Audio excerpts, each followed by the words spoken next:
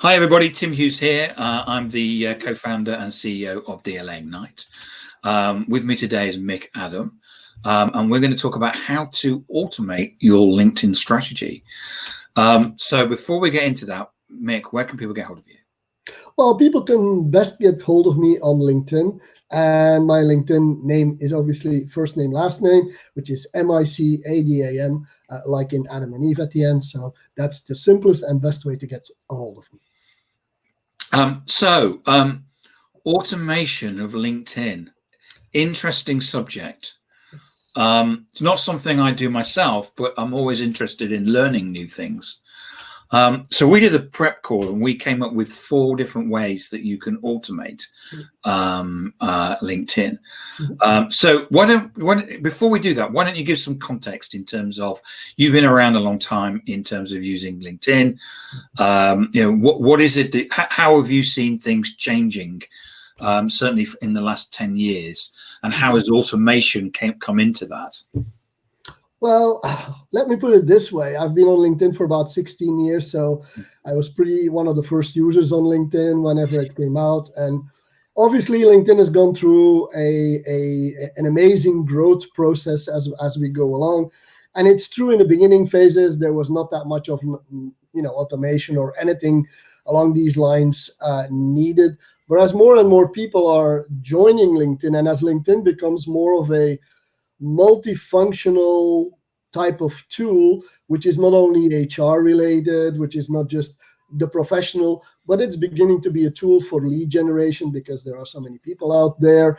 And we tend to, when we use LinkedIn, we tend to do or find that we do a lot of the times the same similar actions. We go through a number of phases, and whether you like it or not, people don't always like to do these, manual tasks, and automatically there is a call for how can we make these steps simpler?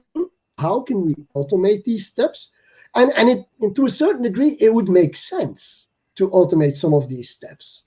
However, when you automate steps, you lose on other angles. And now, with more and more, and people will not appreciate this, but the more and more marketeers get their hands on LinkedIn, the more we are looking at automation, because a lot of these marketeers come from an angle where marketing automation is the norm. And yes, LinkedIn is just another platform. Let's try and make the most out of it. And a lot of the times, the automation comes out of, unfortunately, that side, because marketeers want to automate as much as they can, which is probably one of their strengths, dragging along a bunch of other people who actually get the negative side of automation. Yeah, I had a manager that said to me, why don't we just automate social media and go back to doing our day jobs? Yeah, exactly. Exactly. So I think it's when, and we have to be honest. I mean, inviting people, we all know you got to include a message. Well, you know what? If we're going to invite people, maybe we can give them all the same message. Maybe we can personalize, and automatically, there's a call, there's a beckoning for automation in one sense or the other. Yeah. And like you said, we've looked at 4 different areas which we can discuss. But there's more and more automation out there. There's more and more people who find that there are takers for the software or for the tools, and one fuels the other. Yeah, probably one of the most common objections that you and I get is that, around using social for selling, is I don't have time for it. Yeah. And I remember talking to someone. I said, so what did you do this morning? And they said, well, I made loads of cold calls. I said, how did that go? He said, well, we just left voicemails. I said, will they ever ring you back? They say, no. I said, so let me get this right. So you spent a morning basically cold calling people who are never going to ring you back, but you don't have time for this. So yeah, but, and always, the reason why we fail with our, when we make resolutions in the new year, the reason why we fail is because we've already got lots of things to do. And what we're trying to do, what we do is we add things in. And of course, you can't add things in when you're already full up of stuff. You have to drop some things off. which is one of the things that I think people have to, one of the mindset changes that they have to go through in terms of looking at when they realize that their clients are on social and they need to be on social, they need to change the way they work to go where their clients are, and not necessarily ring them up and annoy them rather than build relationships with them. So we came across 4 pieces of different types of automation. So the first one was about connecting and messaging. Yeah. I think when it makes, like I said, it makes sense. We want to expand our network. More and more people are seeing the benefit of a larger and possibly a more quality network, especially if you're in sales, you've got target customers, you've got target audiences. You want to connect with these people that you've never met before, that you otherwise would cold call, by the way. So you want to reach out, and that becomes a tedious task because you can find them, and all of a sudden you've got a list on LinkedIn through the search function that's 150 people long. You don't want to go really sit there and hit all these buttons and write personalized messages. And when they get accepted, your invitation requests, then send them another message and start up that. That's a lot of waste of time. So it makes sense to automate some of that. Whether that is done or not, in my opinion, and I think we're both of the same opinion, it's not done because it's not authentic. It's not, you don't have a personalized message, but it calls for it though. The thing that, if I put out a piece of content and I have, and there's 20 likes and 10 of those people I don't know, then I will basically send a message, which will be thanks for liking the article about ABC. We obviously have something in common through that. It would be great to connect. And I actually cut and paste that and send that to everybody, because my view is the likelihood that of those 10 people, 2 of them go, have you got a message from Tim Hughes? Is it the same one? The same as if I, if I appear on a list of influencers, I'll send a message to all the people that are on that influencer list, and it will be the same message. So there is an element of automation, because by having that, we've already got something in common, because they've liked the article, or that we're on the same list, or we're presenting at the same conference together, and pretty much everybody agrees to that. But if I'm sending a connection request to you, I would make sure it was it was based on what you are and what you do.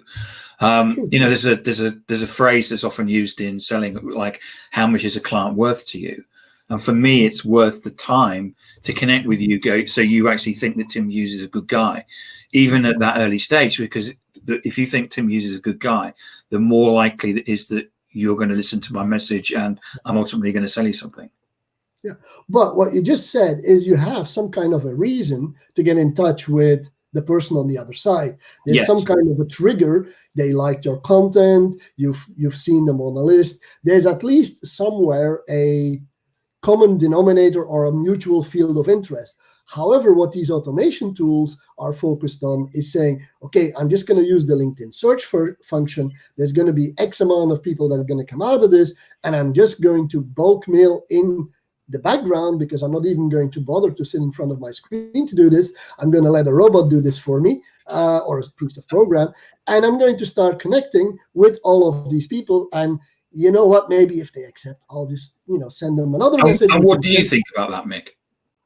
Personally, I think it's the wrong way to go around, because you don't have any mutual ground to stand on, and I think it's the wrong thing to do. But I see a lot of people there today getting interested in these scenarios. I mean, I teach a lot of social selling classes, and I can tell you a lot of the times there are people out there that are using one or the other tool to do this, and they follow that scenario, and at the end of the day, their success rate is probably far less lower than the way you and I might approach the subject. But I mean, they go on the fact that, I don't have to do it. It's the robot. It's the kind of success they want. But I understand what they want to do, because it's a way to quickly build your network. It takes all the thinking work out of it. You just come up with one or two good messages and off you go. But is this building really relationships? It's not.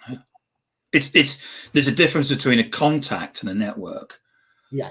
And you know, I've talked a lot about networks over the last few years. But it's been interesting.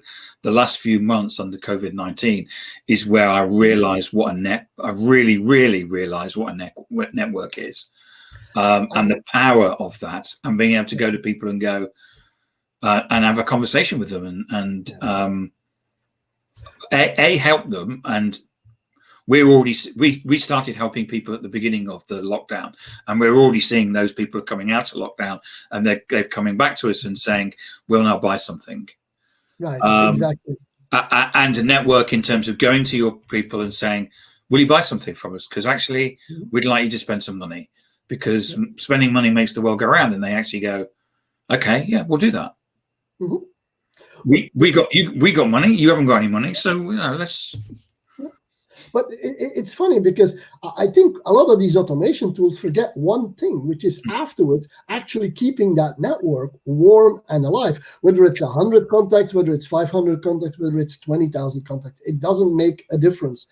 I think what I've seen is you've worded it perfectly, but is you have to keep your network warm. You have to keep your network close to you, because afterwards they'll know who you are. Yeah. They know what the relationship is between the two of you, and there's business in there for the long run. And they'll come back, in this case, sooner than later, because everybody wants to restart, and everybody who was helped will obviously remember who you were. But I think what these tools don't always do is actually maintain that level of conversation and relationship building over time. And they're playing a numbers game. It's like cold calling.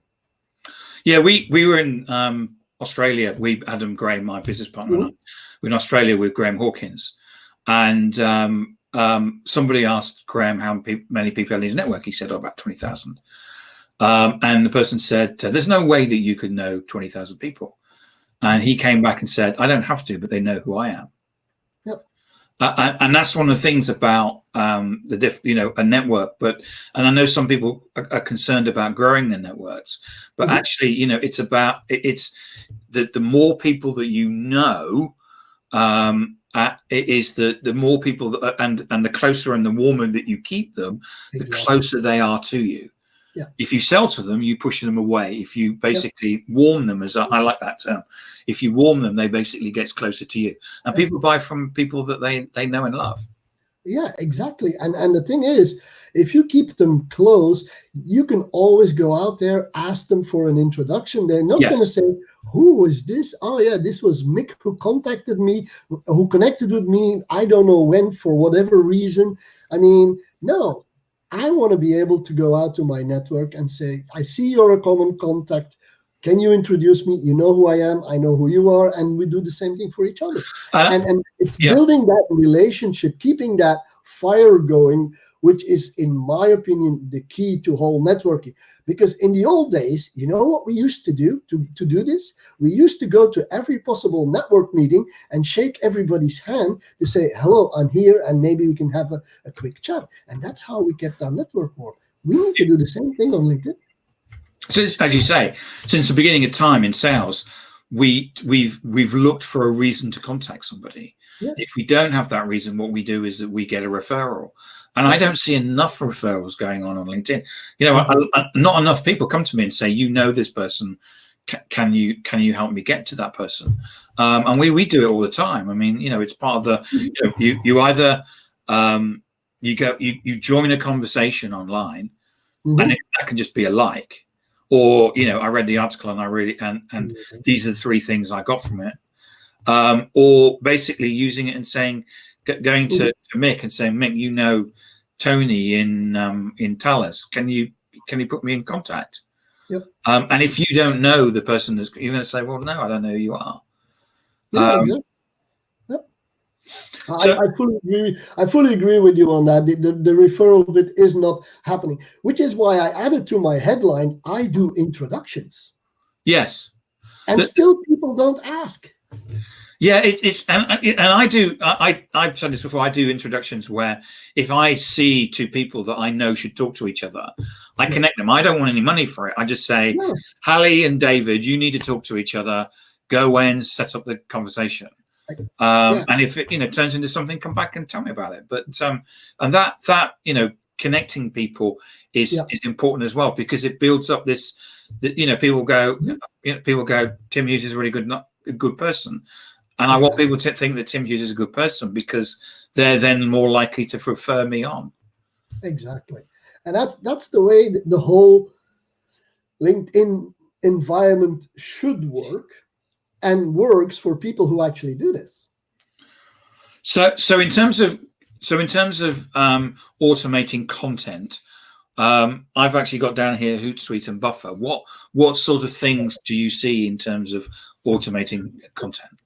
Well, I guess when you look at automating content, it's basically, you have content you want to put on a platform like LinkedIn. Unfortunately, LinkedIn is probably one of the few platforms that doesn't have today any planification option as part of its services. When you look at Facebook, when you look at Twitter, when you look at some other platforms, they allow you to plan your content at the right moment, at least the moment that you think is the right moment, they may help. So people kind of say, well, yeah, but if my target audience is available on X time, I'm not always available to post content. So people resort to content planning tools, which is a form of automation, because what you're going to do is you're going to put all your content ready to go out at the time that you think is the appropriate time.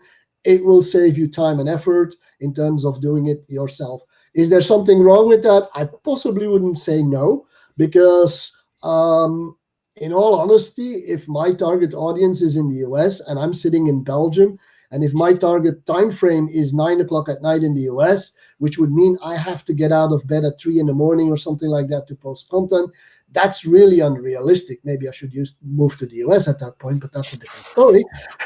But I think that type of automation is one that I would definitely say is not a bad idea. One of the things I think people have to be careful about is cross-posting. Yes. Because 5 years ago, it didn't matter so much, because let's take hashtags, for example. Hashtags on Twitter, on LinkedIn and Facebook are different. Yes. So if you write something, say in Buffer, and then post it to Twitter with loads of hashtags, it looks okay. On LinkedIn, it looks crap. And on Facebook, it looks crap as well. If I be LinkedIn geeky for a second, LinkedIn is actually a text-based social network. It doesn't actually work very well with images. Images are kind of like a thing.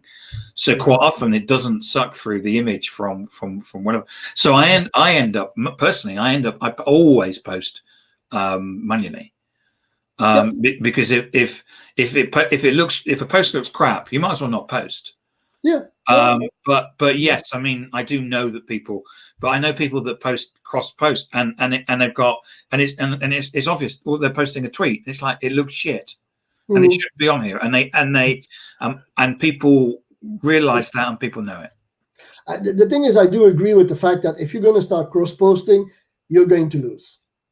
At the end of the day, you lose, because every platform has its own more or less guidelines, and I'm not going to post a picture that I saw and I posted on Instagram with 30 hashtags.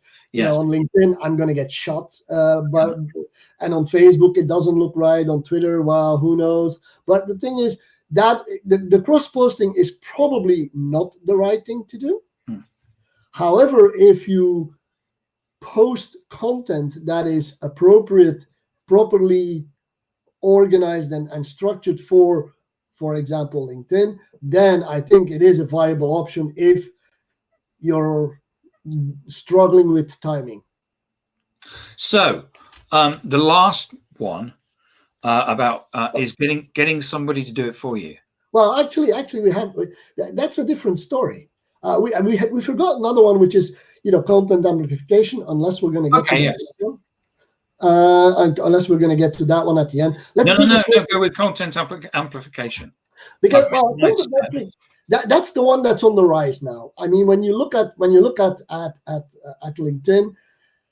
content amplification is the route that is We're booming. talking pods and things here. Yeah, that's that. Well, it's more than just pods. That's just the thing.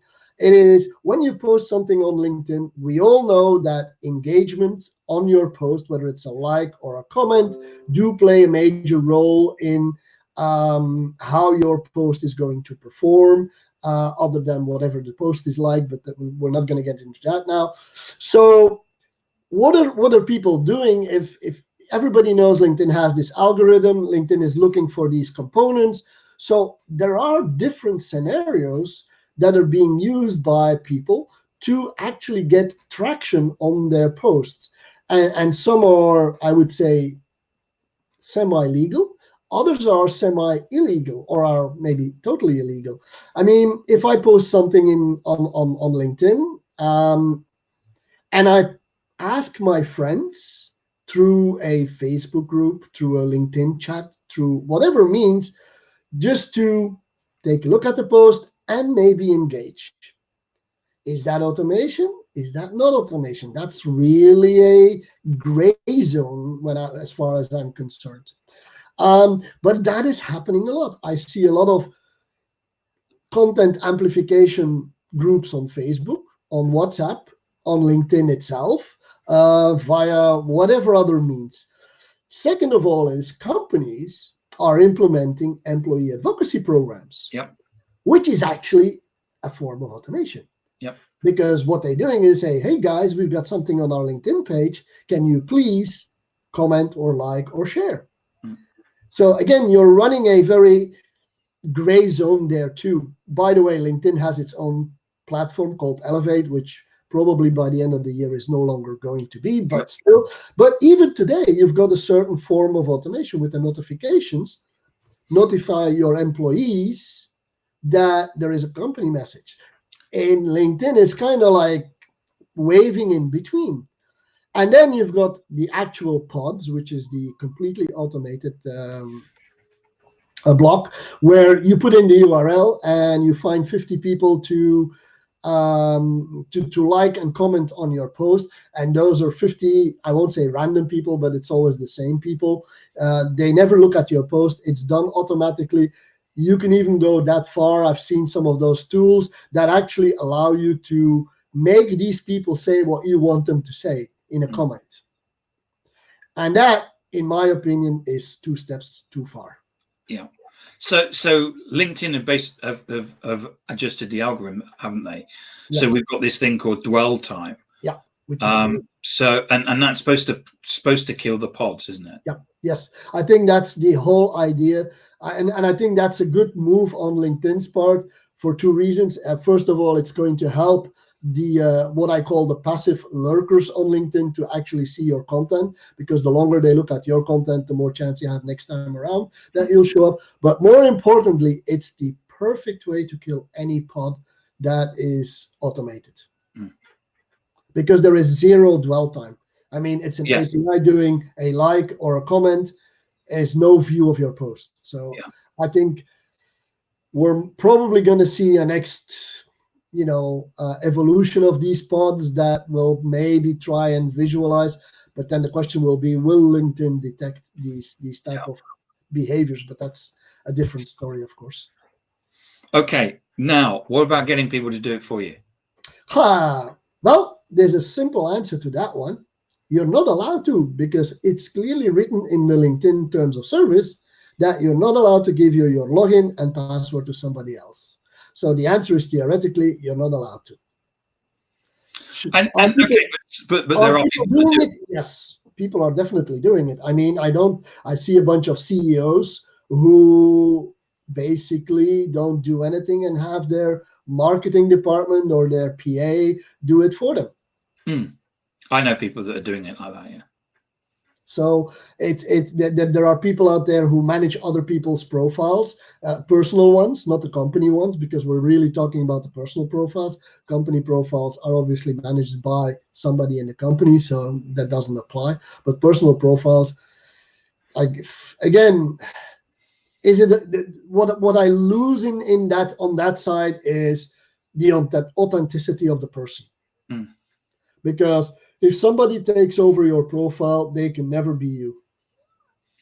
Yes, I mean we had we did an experiment with a client of ours where they posted corporate content through the sales team, and it got absolutely no engagement, or where it did, it was colleagues. Yeah. Which is interesting, but not really where you want to go. But then what we got them to do is that we got them to write authentic pieces. So one guy wrote about the fact that he wasn't having to commute into London. It was 45 minutes each way, so he gained 90 minutes a day. He was able to spend more time with his young children, and that just went ballistic. Yeah, because people are in a similar sort of position. Yeah, and I think if you take that authenticity away, people notice that it's not you talking. When they meet you in person, they go like, "You're a completely different person than what I thought you were." So you lose all kind of trust in that person immediately on the spot. So giving your profile to somebody else to manage is, in my opinion, a really bad idea. Yes, even if you don't have the time. Yes, I think you're better off not doing anything at all than actually giving it to somebody to work. Yeah. I know somebody who worked out. His cousin. So his name, a person I know, his name is Philip, but he's known by his cousin as Pip. And he went to talk to his cousin on LinkedIn, and the cousin started calling him Philip. And it's like, and he went back and said, "Is everything okay? Because normally you call me Pip because that's my nickname." And of course, it was because somebody was running the thing for him. And it's the same. You know, you're not who you are, and it just will come across wrong. I mean, and nobody really wants to talk to either robots or different people. I mean, we're back to having to get past the PA or the gatekeeper or whatever it is that's there. And at the end of the game, you lose as a person, and you lose the whole benefit of LinkedIn, which, of course, where you're trying to make, gains and connections and build relationships. And there is no shortcut to relationship building. Yeah. I'm trying to sell something, and building relationships and building a network for me is really important. Because that's the way, as humans, we are. We're social animals, and actually we like, even we've worked out over the last 3 months that actually I met some friends social distancing at the weekend, and we missed shaking hands, and we missed hugging, and we missed all of those things, and it kind of, and being able to do that even in a social environment, we missed that. Exactly. And it's not a numbers game. It's about having a network. Yeah, it's about your network. It's about keeping that relationship warm and so on. So Mick, thank you. So summarizing, well, we haven't addressed one thing, Tim, if I may. Oh, what's that? Which is this whole automation stuff. Yes. Is not for free. Oh yes, of course. Yes. Because everybody kind of thinks, let's automate this stuff, and I often hear people say, "I don't want to pay for a LinkedIn premium, but I'm going to do this whole automation thing." Well, the thing is, automation is not free. And second of all, that automation kind of requires you to get a LinkedIn premium subscription. Right. They go together, so you double up on cost actually. And recently I was in a webinar